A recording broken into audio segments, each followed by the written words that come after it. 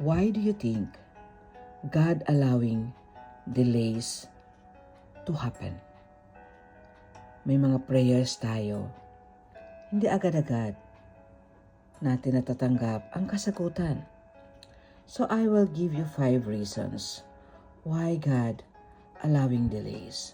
Number 1, God might be delaying His answer because you are not ready to receive it. Amen. In Philippians chapter 1 verse 6, being confident of this very thing, that He who has begun a good work in you will complete it until the day of Jesus Christ. God is at work behind the scenes to accomplish His will.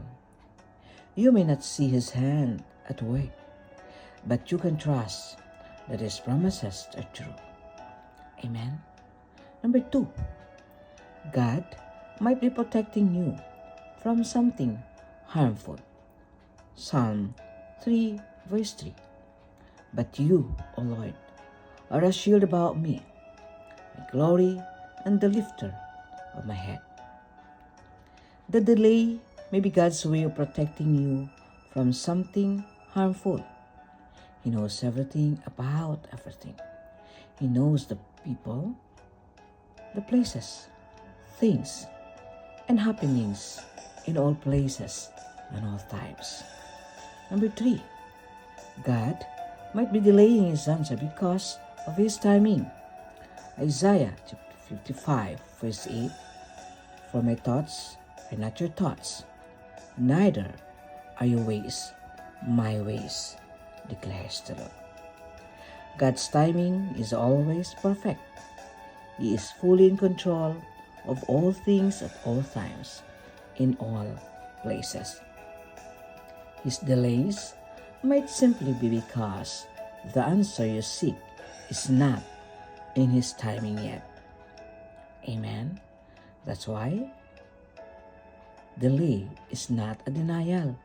It is just a delay. And number 4, God might be delaying His answer to grow your faith. Amen.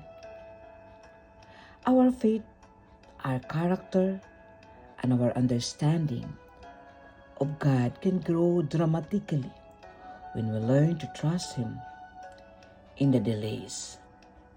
Amen.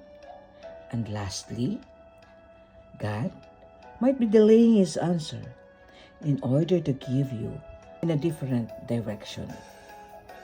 This may be a gentle way of saying no to your request. No, this is not my will. Or no, this is not my timing. Or no, this is not my direction. Or no, I have something better for you. Whatever you are facing today, be assured that God has reasons for His delays. You can trust Him no matter what.